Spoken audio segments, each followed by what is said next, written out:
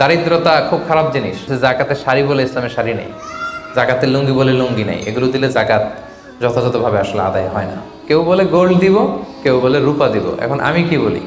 Gold and silver in its any form, যে কোনো ফর্মে, এটা জাকাতেবল asset. More you cost the less you pay, the less you cost the more you pay. So এই দারিদ্রতা বিমোচনের জন্য জাকাতের যে ডায়নামিজম, এটা আমাদেরকে প্রপার ওয়েতে কাজে লাগাতে হবে। আসসালামু আলাইকুম ওয়া রাহমাতুল্লাহি তাআলা ওয়া বারাকাতুহু। নাহমাদুহু ওয়া নুসাল্লি আলা রাসূলিহিল কারীম, আম্মা বা'দু, ফাআউযু বিল্লাহি মিনাশ শাইতানির রাজীম। বিসমিল্লাহির রাহমানির রাহিম। ওয়াল্লাযীনা ইয়াকনিজুনা আয-যাহাবা ওয়াল ফিদ্দাতা ওয়া লা ইউনফিকুনাহা ফী সাবীলিল্লাহি ফাবাশশিরহুম বিআযাবিন আলীম। সাদাকাল্লাহুল আযীম। বাংলাদেশ বিজনেস কমিউনিটি মালয়েশিয়ার উদ্যোগে মালয়েশিয়ার বাণিজ্যিক রাজধানী পুত্রাজায়ার জেনিথ হোটেলের বলরুমে ইফতার পূর্ব আজকের এই ইফতার প্রোগ্রামে আপনারা যারা উপস্থিত হয়েছেন, আপনাদের সবাইকে জানাচ্ছি আন্তরিক শুভেচ্ছা এবং মোবারকবাদ। আহলান ওয়া সাহলান ওয়া মারহাবান বিকুম ফি হাযাল লিকা আত-তাইয়িব আল মুবারাক। আমরা শুরুতেই আল্লাহ রাব্বুল ইজ্জা ওয়াল জালালের দরবারে শুকরিয়া জ্ঞাপন করছি, যিনি আমাদেরকে পবিত্র রমাদান আল মুবারাকে ইফতারের পূর্ব মুহূর্তে কিছু দিনী কথা শুনবার জন্য একত্রিত হওয়ার তৌফিক দিয়েছেন। আমরা সবাই করে নিচ্ছি কালিমাতুশ শুকুর, আলহামদুলিল্লাহ। আল্লাহ তাআলা শুকরিয়া আদায়ের পাশাপাশি আজকের এই প্রোগ্রামের অর্গানাইজিং কমিটির আমি শুকরিয়া আদায় করছি। অতিথি হিসেবে যারা এসেছেন তাদের শুকরিয়া আদায় করছি। অর্গানাইজিং কমিটি আমাকে একটা টপিক দিয়েছে এবং রিকোয়েস্ট করেছে যে আপনি জাকাতের উপর আলোচনা করবেন, কারণ আজকে নাকি বড় বড় ব্যবসায়ীরা আসবে এখানে, আমি শুনলাম। তো অনেককে আমি চিনি পার্সোনালি, আলহামদুলিল্লাহ। আল্লাহ তাআলা আপনাদের ব্যবসায় বারাকা দিক। রিজিকের 10 ভাগের 9 ভাগই আসে ব্যবসা থেকে। তো এটাতে অনেক বরকত। রাসূল সাল্লাল্লাহু আলাইহি ওয়াসাল্লাম নিজেও তো বিজনেস করেছেন, তাই না? তো আল্লাহ তাআলা আপনাদেরকে আপনাদের ব্যবসায় বারাকা দান করুক এবং আল্লাহ তাআলা আমরা যাদেরকে সম্পদশালী বানিয়েছে আমরা যেন যাকাত আদায় করতে পারি নিয়ম অনুযায়ী, আল্লাহ তাআলা সেই তৌফিকটুকু আমাদের দান করুন। তো জাকাতের আলোচনা এক বৈঠকে জাকাতের সবগুলো অনুষঙ্গ টাচ করা কোয়াইট টাফ। তো তারপর আমি চেষ্টা করব যে এমন একটা ধারণা আপনাদেরকে দেওয়ার জন্য আজকের এই আলোচনা শুনলে হয়তো একটা ওভারঅল ধারণা আপনি পাবেন জাকাত রিলেটেড। তো হোপফুলি আমি 10টা পয়েন্টে জাকাত নিয়ে আজকে কথা বলবো ইনশাআল্লাহ বিইذনিল্লাহ। প্রথমে আমি জাকাতের গুরুত্ব ও তাৎপর্য নিয়ে কথা বলবো। এরপর জাকাত আদায় যদি কেউ না করে তাদের শাস্তি কি কোরআনে, সে ব্যাপারে কথা বলবো। এরপর জাকাত আদায়ের কিছু কোরআন বর্ণিত খাত আছে, মন চাইলেই যে কোনো জায়গায় আবার জাকাতের টাকা দেওয়া যায় না, সেই খাতগুলো কি সেগুলো আমরা জানার চেষ্টা করব। তারপর জানবো 4 নম্বরে কাদেরকে জাকাত দেওয়া যাবে না, কিছু লোক আছে যাদের জাকাত দেওয়া যাবে না। এরপর 5 নম্বরে জানবো জাকাত ফরজ হওয়ার কিছু শর্ত আছে, এগুলো। 6 নম্বরে জাকাতেবল অ্যাসেট কি কি, সব অ্যাসেটে জাকাত আসে না, এগুলো আমরা জানবো। 7 নম্বরে জাকাত হিসেব করার সহজ পদ্ধতি আজকের এই জেনিথ হোটেলের বলরুম থেকে আমরা শিখে যাবো ইনশাআল্লাহ। ইনশাআল্লাহ পড়ে তো কিভাবে সহজে ক্যালকুলেশন করবেন এটা আজকে আমি বুঝিয়ে দিব। তারপরে আমাদের অনেকের কৃষি সম্পদ থাকে, কৃষি সম্পদের জাকাতটা ক্যালকুলেট কিভাবে করতে হয়। আমাদের অনেকের পশু সম্পদ থাকে, এটার জাকাতের ক্যালকুলেশন কিভাবে করতে হয়।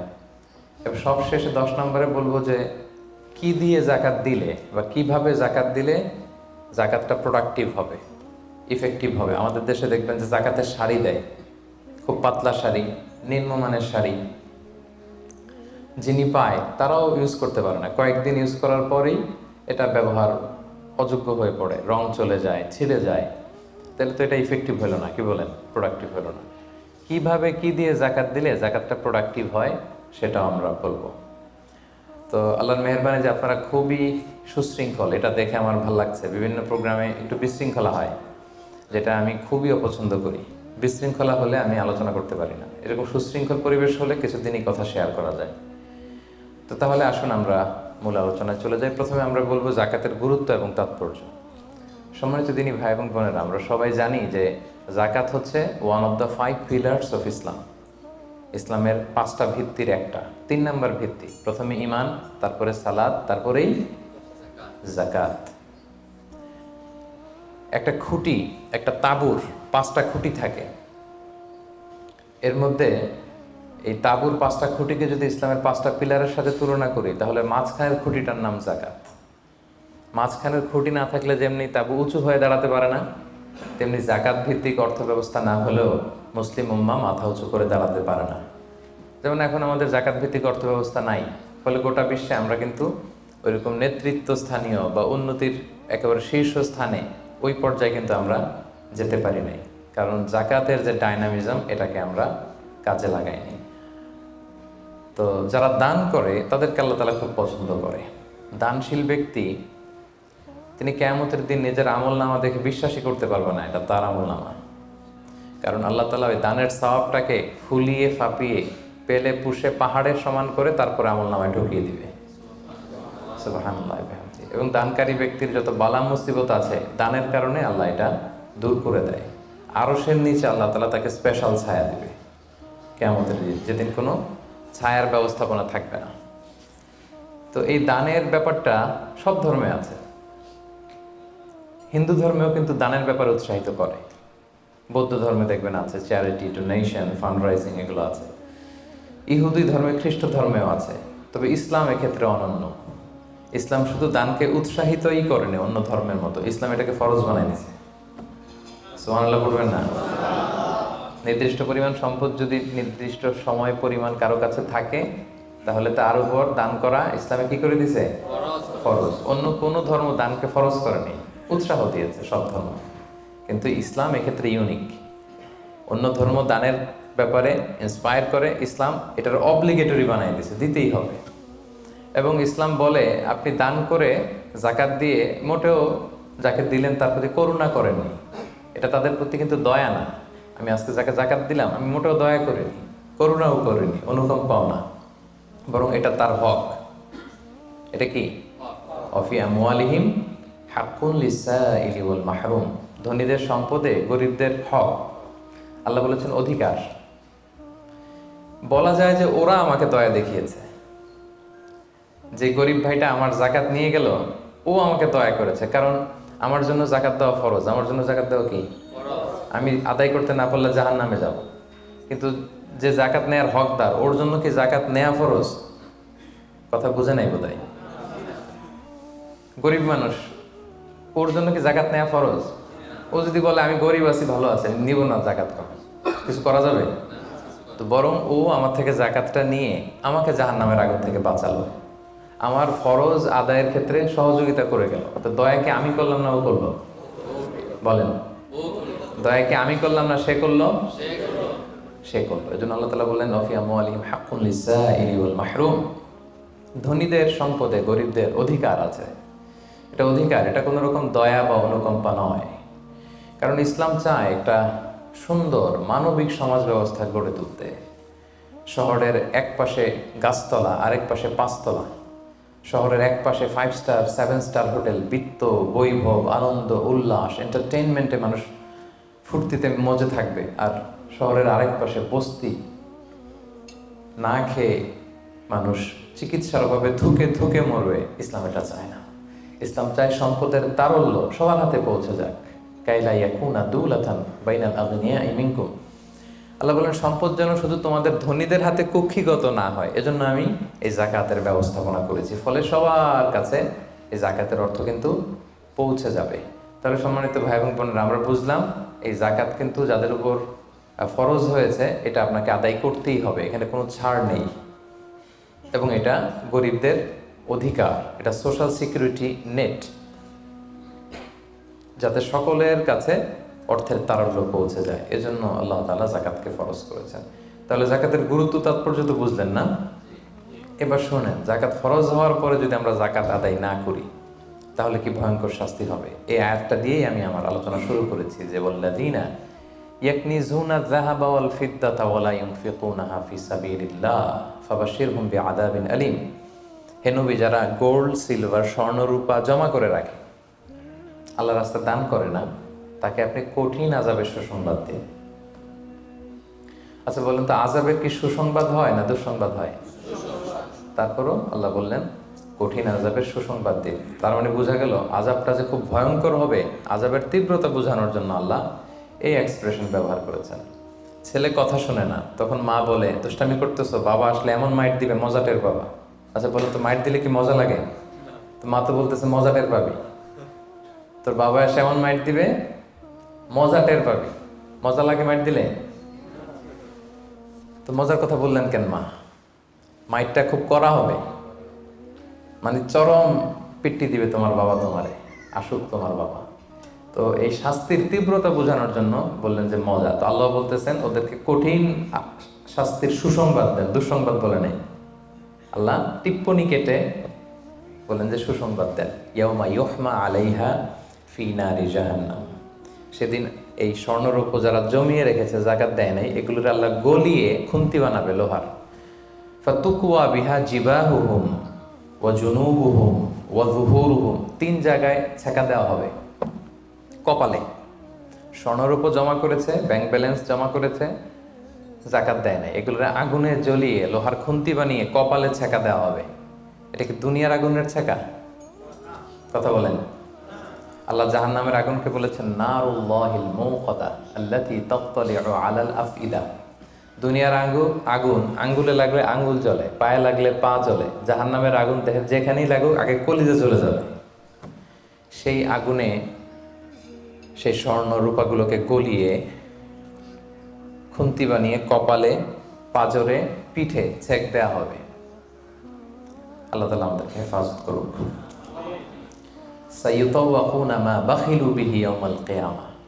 যেগুলোর যাকাত তারা দিতে চায় না, স্বর্ণরৌপ্য, এগুলোরে বেড়ি বানিয়ে কিয়ামতের মাঠেই গলায় পরিয়ে দেওয়া হবে। অন্যান্য সব পাপের শাস্তি জাহান্নামে গেলে আগে বিচার, তারপরে না শাস্তি, কি বলেন? এক্সেপ্ট যাকাত। যাকাত যারা দেয় নাই এদের শাস্তি কিয়ামতের ময়দান থেকেই শুরু। অন্যান্য সব শাস্তি জাহান্নামে ঢুকলে। আর যাকাতের শাস্তি সাইয়ুতাওয়াকুনা মা বাখিলু বিহি ইয়াউমাল কিয়ামা, কিয়ামতের মাঠেই গলায় বেড়ি পরানো হবে। বুঝে শুনে সবাই উত্তর দিবেন।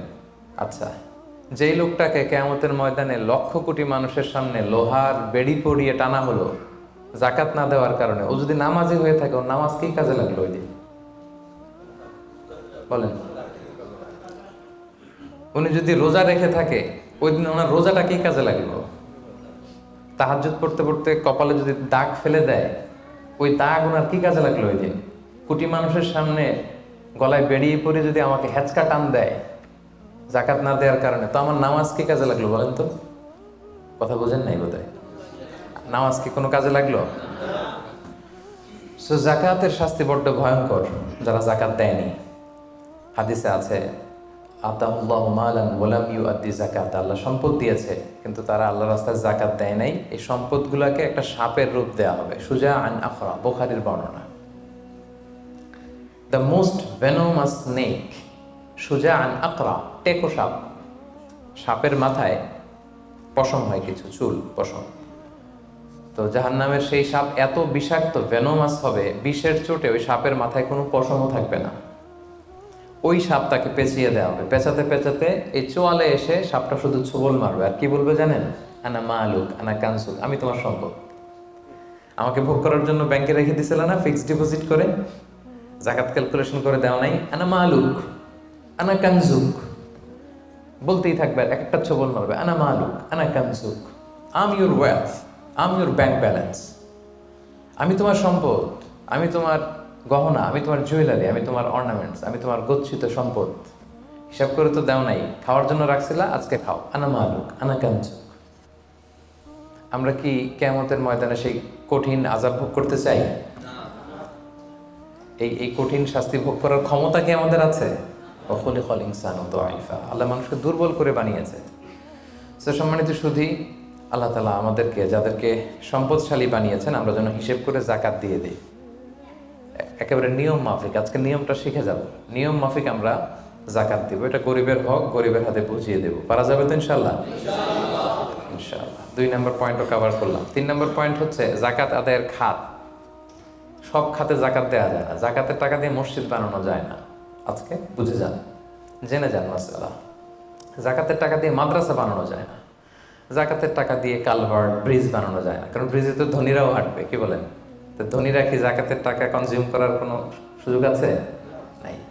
তার মানে আল্লাহ তাআলা কোরআনে বর্ণিত 8টা খাত উল্লেখ করেছেন, এই 8টা খাতেই আপনাকে জাকাত দিতে হবে, এর বাইরে জাকাত দিলে হবে না। আল্লাহ তাআলা বলেন, ইন্নামাস সাদাকাতু লিল ফুকারাই ওয়াল মাসাকিনি ওয়াল আমিলিনা আলাইহা ওয়াল মুআল্লাফাতি কুলুবুহুম ওয়া ফির রিকাবি ওয়াল গারিমিনা ওয়া ফিস সাবিলিল্লাহি ওয়া ইবনিস সাবিল ফারিদাতাম মিনাল্লাহি ওয়াল্লাহু আলিমুল হাকিম। 8টা খাত, এই 8 খাতের বাইরে আপনি জাকাত দিলে আদায় হবে না। 1 নম্বর খাত হচ্ছে লিল ফুকারা, ফকিরদেরকে আপনি দিতে পারবেন। 2 নম্বর খাত হচ্ছে ওয়াল মাসাকিনি, মিসকিনদেরকে দিতে পারবেন। এখন ফকিরকে, মিসকিনকে, ফকির হচ্ছে মানলাহু শাই, যার কিছু জিনিসপত্র আছে, কিছু টাকা আছে, কিছু সম্পদ আছে, কিন্তু ওয়ালা ইয়াকফি, এটা তার হয় না। কিছু টাকা আছে, মাসে 20 দিন খাইতে পারে, 10 দিন কষ্ট হয়, ছেলেরে ভালোভাবে পড়াইতে পারে না, নিজের ভালো জামা কাপড়ের ব্যবস্থা নাই, তার মানে কিছু সম্পদ আছে, এতে তার কুলায় না, হয় না, একে বলে ফকির, একে আপনি দিতে পারবেন। আরেক শ্রেণী হচ্ছে মিসকিন।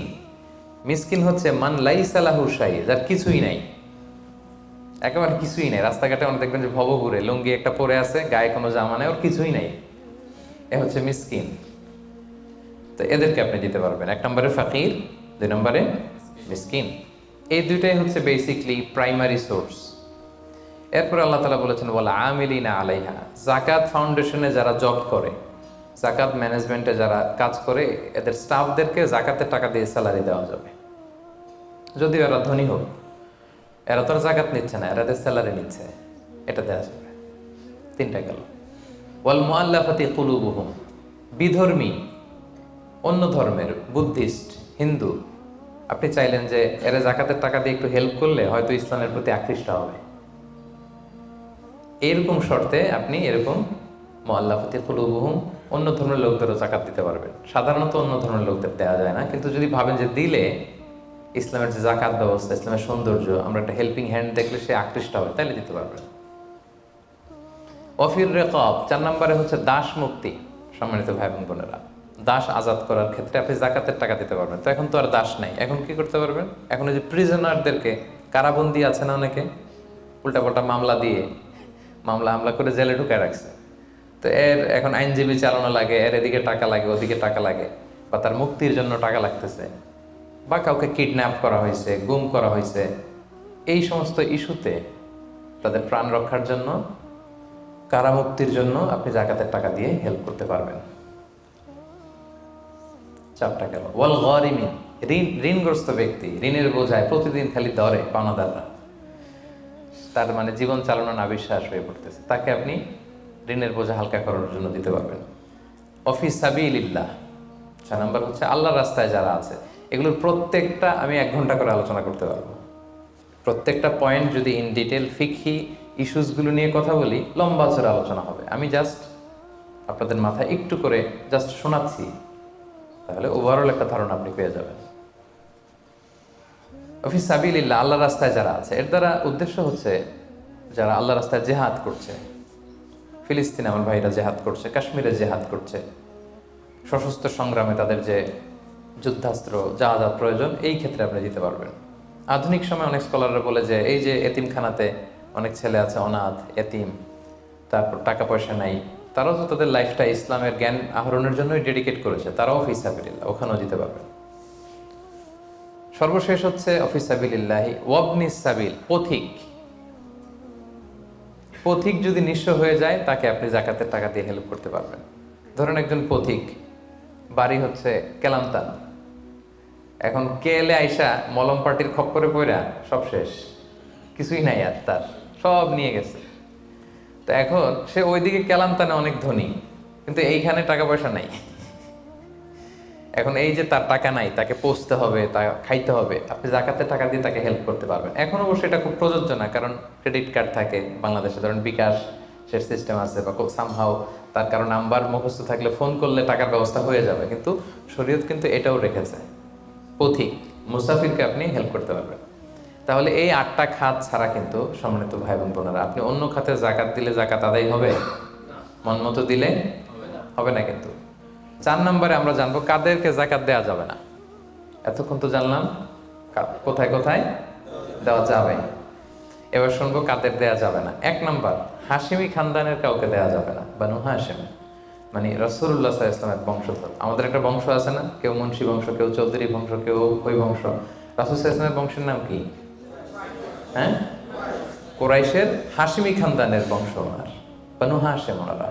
কুরাইশ হচ্ছে অনেক বড় একটা গ্রুপ, এটার মধ্যে বানু জাহারা আছে, বানু হাশিম আছে। তো এখানে রাসূল সাল্লাল্লাহু আলাইহি ওয়াসাল্লাম হচ্ছেন বনু হাশিম। বনু হাশেমের লিনিয়েজে যারা আসবে, আপনি যদি জানতে পারেন তিনি বনু হাশেম, আপনি জাকাত দিতে পারবেন না, ওনারা জাকাত খেতে পারবে না। তাদের মধ্যে এখন যদি কেউ গরিব থাকে, আপনি অন্য ফান্ড থেকে দিবেন, এমনি চ্যারিটি করবেন, কিন্তু জাকাতের টাকা আমাদেরকে দেওয়া যাবে না, যেহেতু নবীর বংশের সম্মানিত। জাকাতের খেজুর একবার মদিনায় স্তূপ করে রাখা।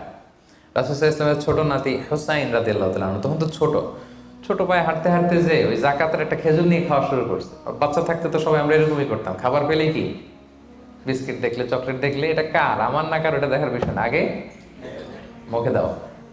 তো হোসেন রাদিয়াল্লাহু তাআলা আনহু জাকাতের খেজুর তো উনি বোঝে নাই, উনি হাঁটতে হাঁটতে যে জাকাতের খেজুর খাওয়া শুরু করছে। রাসূল সাল্লাল্লাহু আলাইহি ওয়াসাল্লাম দূর থেকে দেখে উনি দৌড়ে গেলেন, যে বললেন কিহ কিহ, হাদিসে আছে শব্দটা, আরবিতে বলে কিহ কিহ, মানে আমরা বাংলায় কি বলি, ওয়াক থু, থু মেরে ফেলে দাও, থুতু ফেলো যেটা বলি। রাসূল ইসলাম বললেন লা তা'লাম আন্না লা নাকুলু সাদাকা, নানা ভাই তুমি কি জানো না যে আমরা সাদাকার মাল খেতে পারি না? নাতিকে শিক্ষা দিচ্ছে, এডুকেট করছে যে হুসাইন তুমি কি জানো না যে আমরা সাদাকার মাল খেতে পারি না, আমরা তো বানু হাশিম। এবং রাসূল ইসলাম জোর করে ওই খেজুরটা বের করে দিলেন মুখ থেকে। তাহলে বনু হাশিমের কাউকে দেওয়া যাবে না, অমুসলিম কাউকে জাকাত দেওয়া যাবে না, এক্সেপ্ট ওয়াল মুআল্লাফাতি কুলুবুহুম, যদি এই ইস্যু হয় যে এটা দিলে ইসলামের প্রতি তার একটু আকর্ষণ বাড়বে, এরকম হলে দিতে পারবেন, ইন জেনারেলি দেওয়া যাবে না।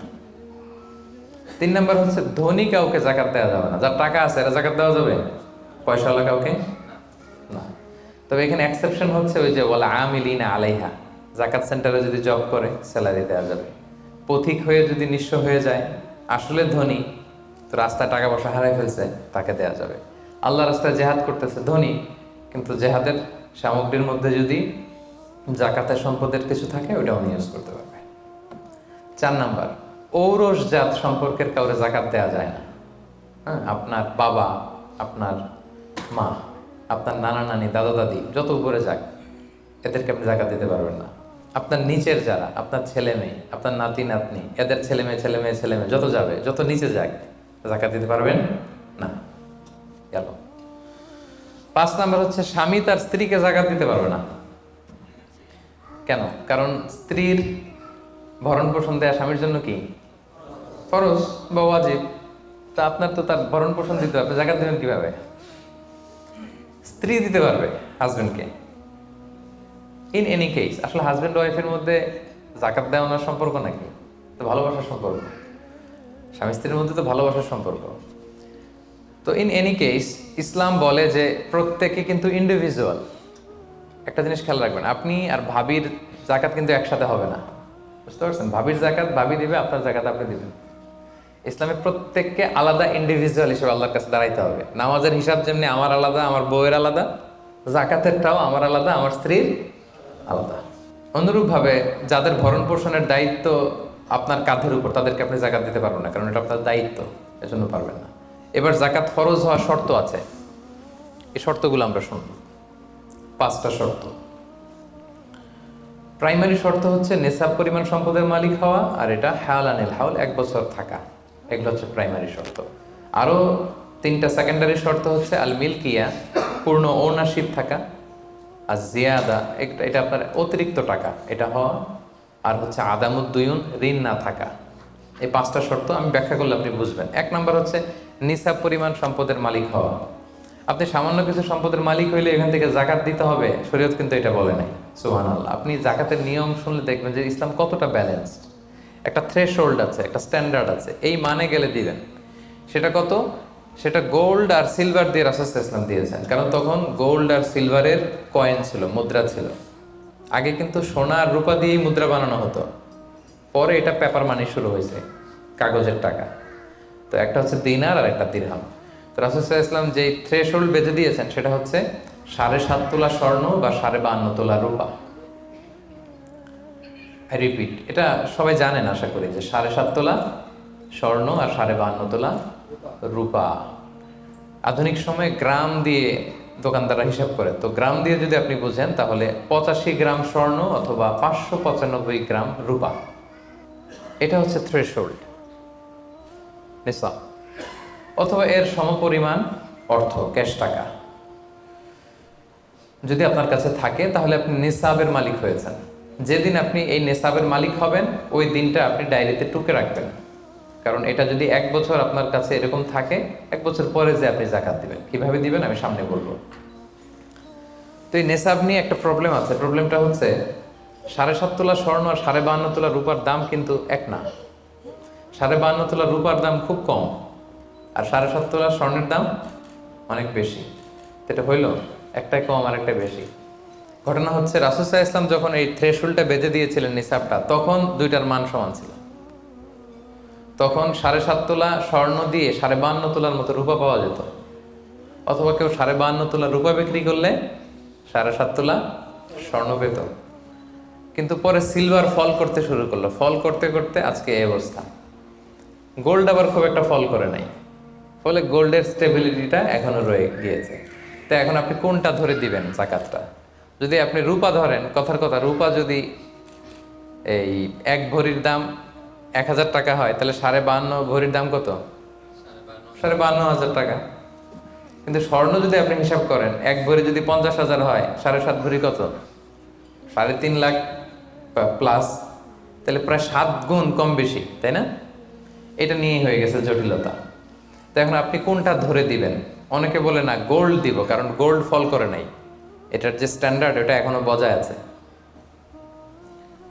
এটা নিয়ে অনেক আলোচনা, আমি খুব সংক্ষেপে বলি। কেউ বলে গোল্ড দিব, কেউ বলে রূপা দিব। এখন আমি কি বলি? আমি আপনাদেরকে সাজেস্ট করব আপনারা রূপারটা ধরবেন। রূপারটা ধরলে কি লাভ হবে জানেন? 2 দিকেই লাভ, আপনারও লাভ, যিনি নিবে আরও লাভ। রূপারটা ধরলে বেশি সংখ্যক লোক জাকাত দান করতে হবে, তাই না? আর বেশি সংখ্যক গরিব লোকও টাকা পাবে, কি বলেন? তো 2 পক্ষে লাভ হইল না? এখন প্রশ্ন করতে পারেন, হুজুর ও পাইছে ওর লাভ, আমার লাভ কি? আপনার তো সবচেয়ে বড় লাভ, আপনি তো সওয়াব পাবেন আখিরাতে। এটা আমাদের বেশি দরকার না? কি বলেন? যিনি গ্রহীতা উনি পেয়ে লাভ, তার লাভ হইল, আর যিনি দাতা তিনি সওয়াব পেয়ে লাভবান হইলেন, তিনি সম্মানিত।